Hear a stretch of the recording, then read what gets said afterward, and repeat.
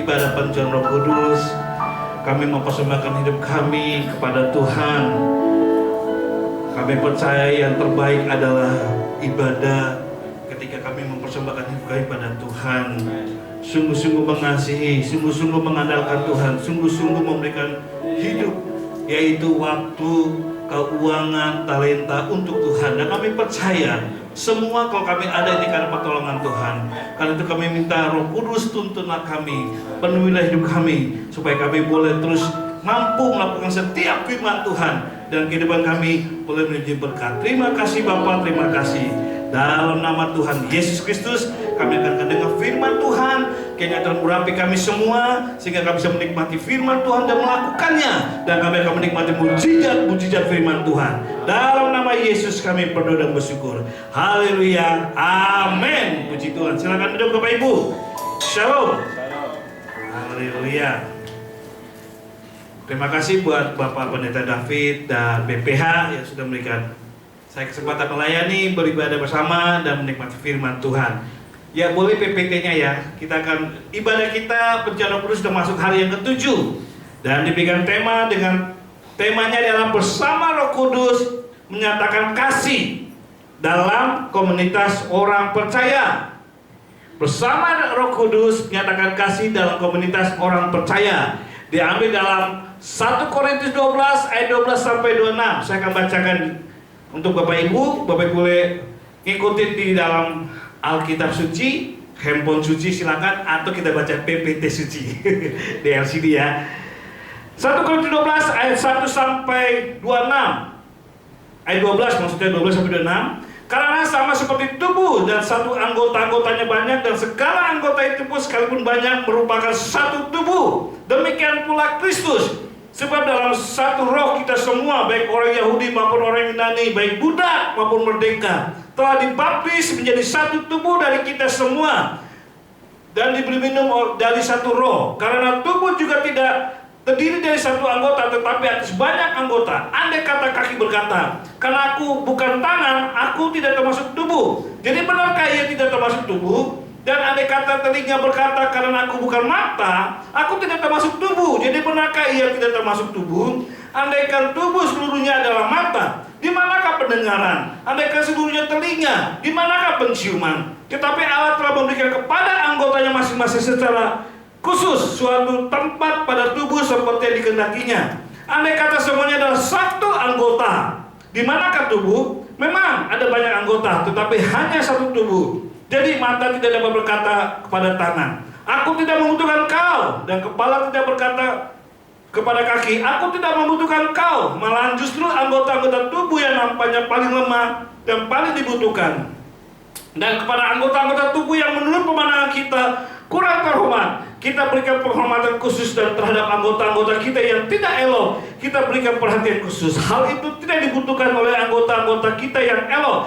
Allah telah menyusun tubuh kita begitu rupa, sehingga kepada anggota-anggota yang tidak mulia diberikan penghormatan khusus, supaya jangan terjadi perpecahan dalam tubuh, tetapi supaya anggota-anggota berbeda itu saling memperhatikan. Karena itu, jika anggota menderita, semua anggota turut menderita. Jika anggota dihormati, semua anggota bersuka cita. Amin. Haleluya. Jadi ketika kita membaca dan mendengar firman Tuhan, di manakah peranan Roh Kudus terhadap anggota tubuh? Ya, memang tubuh itu kita lihat mulai dari kepala ya sampai ujung kaki. Semua mempunyai ciri khas masing-masing. Mata untuk melihat, kuping untuk mendengar, hidung untuk mencium, mulut untuk mangan, dada berbicara, tangan untuk meraba, memegang, tubuh keseimbangan, kaki untuk berjalan, semuanya. Kalau dipisahkan, apakah disebut sempurna?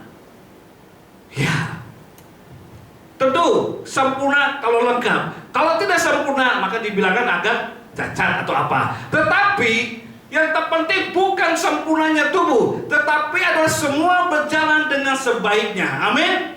Semua dibutuhkan untuk berjalan bersama-sama. Tidak ada perhatian khusus, karena semua sangat penting dalam tubuh. Nah, begitu juga kita sebagai anggota tubuh Kristus.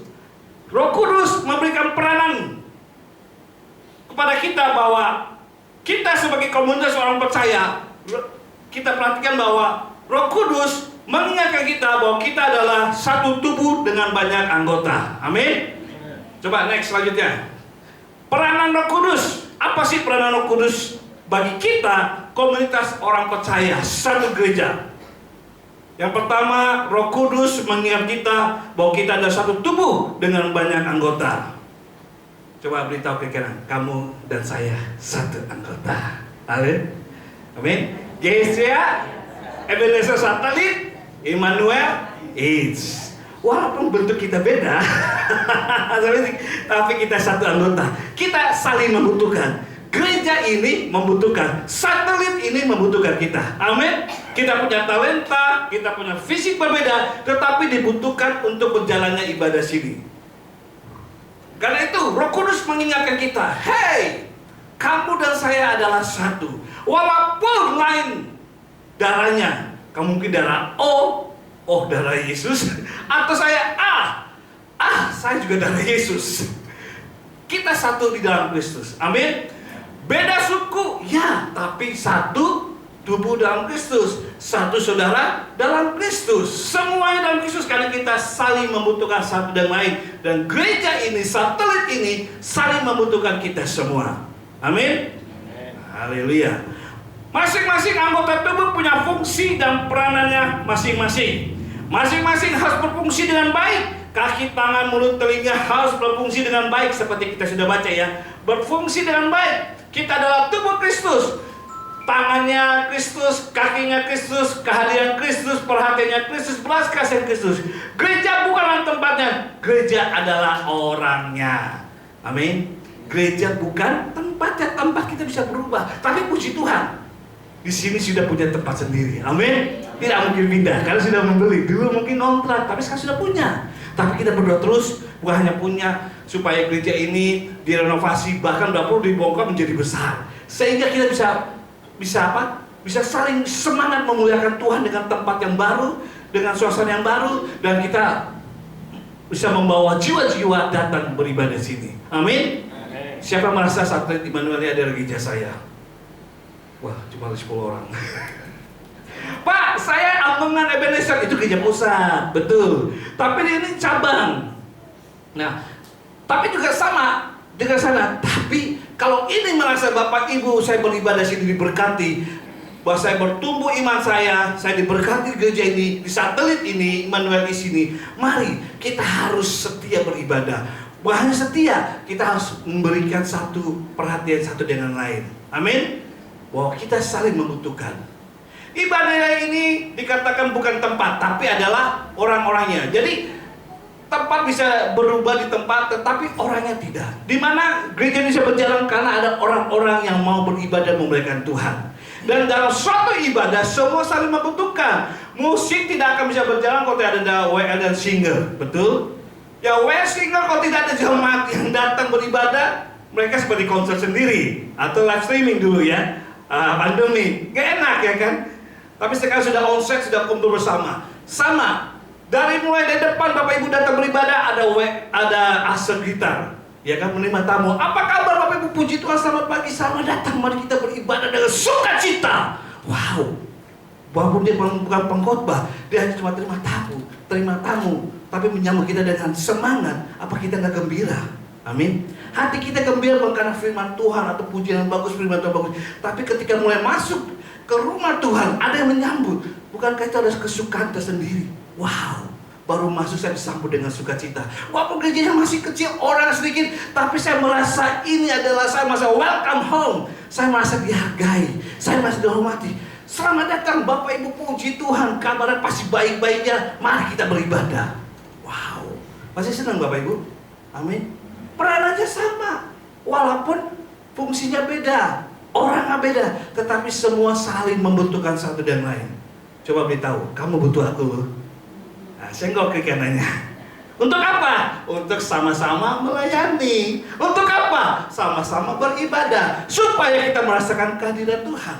Kalau tidak ada persatuan, tidak ada kesatuan, kita akan kering dalam ibadah kita. Betul?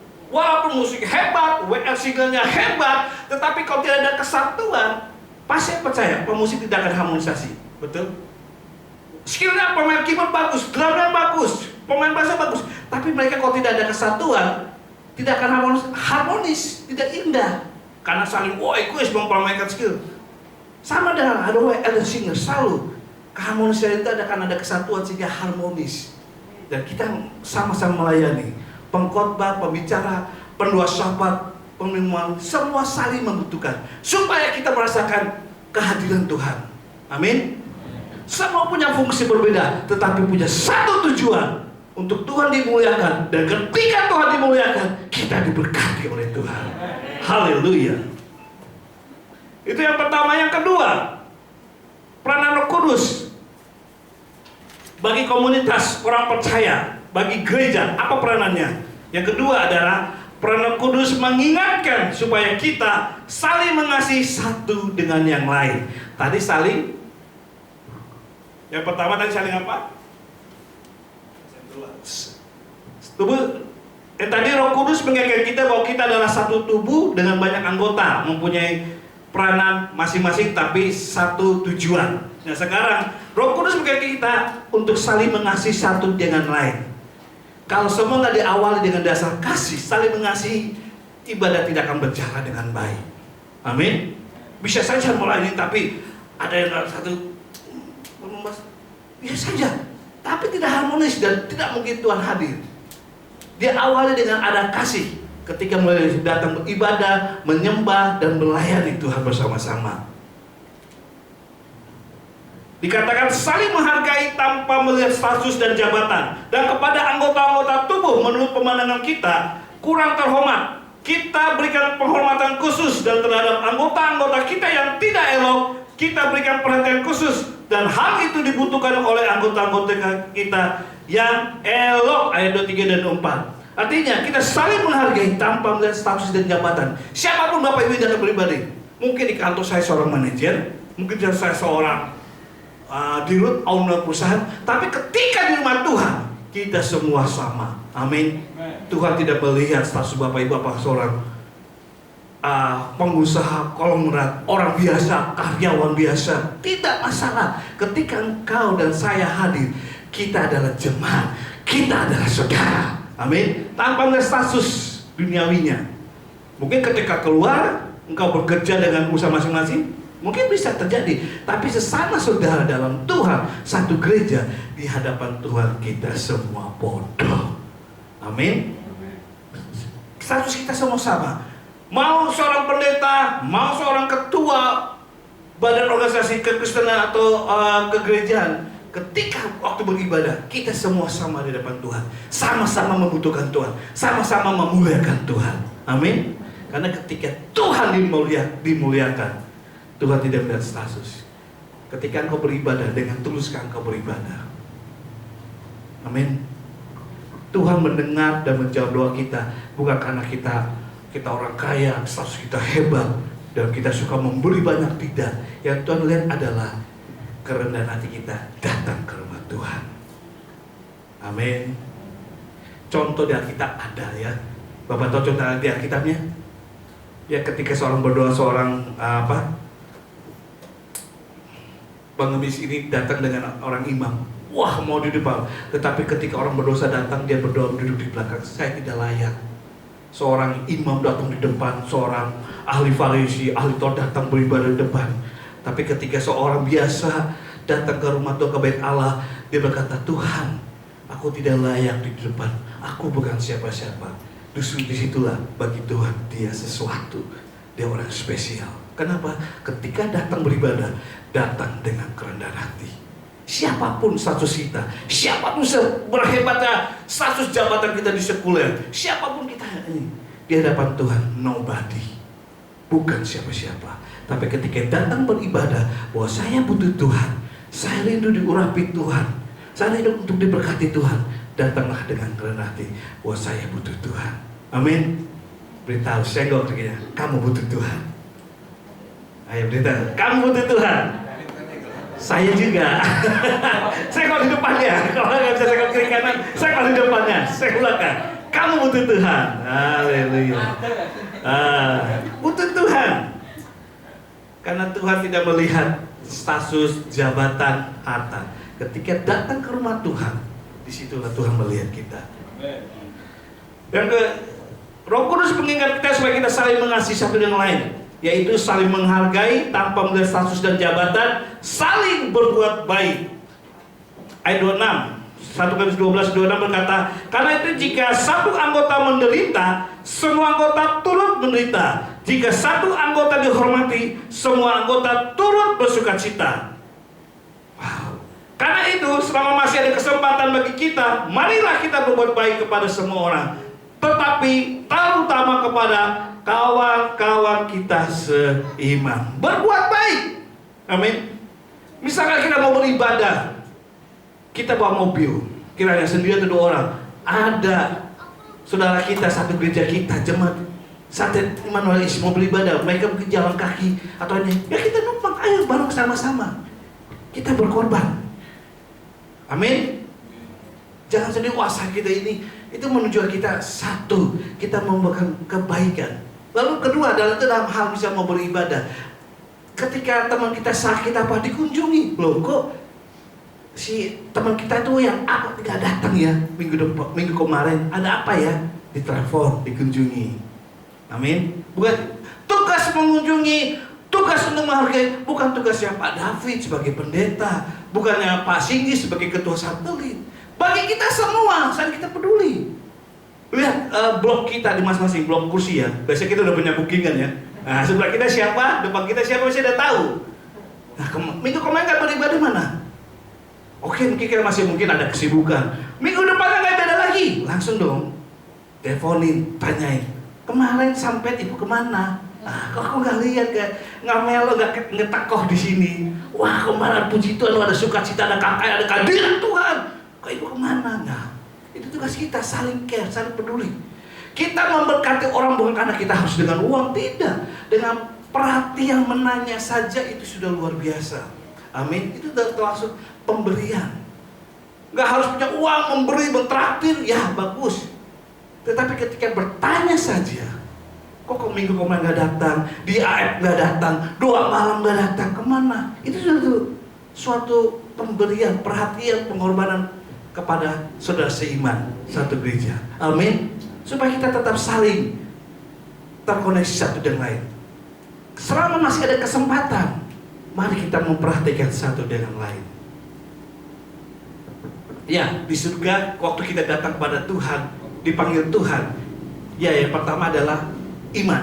Koneksi kita percaya pada Yesus, bertobat, terima Yesus, masuk surga. Betul. Tapi yang kedua adalah Tuhan tanya, pemberian kita kepada Tuhan apa? Mahkota itu adalah diberikan reward kepada orang-orang yang menjadi berkat selama hidupnya. Apakah selama hidupnya dia menjadi berkat melayani di gereja, jadi berkat dalam keluarganya, jadi berkat di tengah-tengah pekerjaan atau usahanya. Itu ada ketika kita jadi berkat. Jadi berkat boleh dengan keuangan, boleh dengan perhatian, boleh juga dengan doa. Itu adalah reward kita di surga. Amin. Jadi ketika kita datang ke surga, enggak sambutan selamat datang, hai hambaku yang setia. Tapi Tuhan memberikan mahkota. Itu makanya Tuhan memberikan kita kesempatan selama ada di dunia ini. Bukan hanya kita percaya pada Yesus lalu kita dipanggil Tuhan kita masuk surga. Enggak sebatas itu. Ketika ada kesempatan hidup, kesempatan untuk berbuat baik kepada orang lain, terutama saudara seiman. Di mana? Di komunitas kita. Mulai dari gereja, mulai dalam keluarga, mulai dari lalu berlanjut kepada teman pekerjaan, teman usaha kita. Amin. Punya waktu, yes, reward sedang menanti. Punya talenta untuk melayani Tuhan, yes, reward penghargaan sedang menanti. Punya keuangan, yes, reward menanti. Apapun yang kita lakukan, Tuhan katakan tidak pernah jerih payahmu tidak pernah sia-sia. Seperti bapak kepada anaknya. Tuhan siap memberkati kita, tetapi Tuhan juga pengen tahu usahanya. Anaknya itu mau datang pada Tuhan nggak? Mau taat nggak kepada firman Tuhan? Amin. Keselamatan gratis Bapak Ibu, tapi mujizat dalam hidup ini selama di dunia itu ada usaha. Usahanya apa? Mau jadi berkat. Amin. Mau jadi kesaksian. Artinya, maukah engkau memberi hidup menjadi berkat melalui karuniamu, talentamu, melalui hidupmu, atau melalui keuanganmu, atau melalui waktumu beribadah ketika ada di gereja ini. Amin. Kayaknya Tuhan akan tolong kita semua. Ini adalah tugas Roh Kudus mengingatkan kita. Kita beda-beda anggota, tapi satu tubuh dalam Kristus. Dan yang kedua, Roh Kudus mengingat kita adalah supaya kita saling memperhatikan, supaya kita tetap terus ada di dalam kesatuan tubuh. Saya ingat kalau di EGBM Bapak Ibu, selama pandemi, puji Tuhan ya, 2 tahun lebih ya kita sudah melewati. Gereja begitu perhatian pada jemaat-jemaat. Berapa banyak kita kehilangan saudara seiman. Pastoralnya pendeta ada meninggal, ada istrinya, ada suaminya pendeta, belum lagi jemaat. Bahkan kakak saya pun juga di Jakarta juga meninggal akibat COVID-19. Di situ bisa kelihatan peranan anggota gereja satu dengan lain. Dan puji Tuhan di gereja kita, gereja Ebenezer Bersama Satrita, ketika ada bencana COVID, semua mulai memperhatikan. Dan khususnya di komisi di mana saya saat ini masih terus dipercayakan untuk melayani komisi EGBM. Maaf bukannya menyombong, tapi memberitahu saja. Ini loh, kita saling ketika ada kesempatan untuk memberi, mari kita memberi. Waktu jemaat sakit, dulu belum ada vaksin dan lain-lain, apa yang gereja lakukan? Itu luar biasa, memberikan makanan dan memberikan obat-obatan bagi yang kena sakit. Nah, lalu bagaimana dengan mereka yang kena pandemi, akibat pandemi tidak bisa bekerja? Bagaimana jemaat memakan lain? Gereja kasih sembako. Dan ketika gereja kasih sembako, EGBM ambil bagian. EGBM BPH-nya selalu patungan tiap bulan iuran untuk membiayai ibadah EGBM. Tapi nggak egois, bukan hanya ibadah saja. Ketika gereja ada perlu bantuan, komisi EGBM, terutama BPH itu membantu.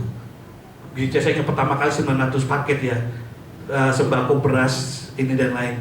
EGBM memberikan 100 paket. 600 gereja, 200 dari majelis, dan 100 paket dari komisi EGBM. Sampai 2 tahun setengah, dari mulai Kamis ya 2020, Mei 2020 hingga sampai Desember 2022, komisi EGBM tetap konsisten memberi. Untuk apa? Memberkati gereja. Supaya bukan hanya gereja dong, bahkan penjual-penjual di sebelah Bapak Ibu yang jual makanan, minuman, itu kita kasih juga sembako. Karena waktu saya bersama Paulus Tata Graha, kita pun menjadi berkat kok.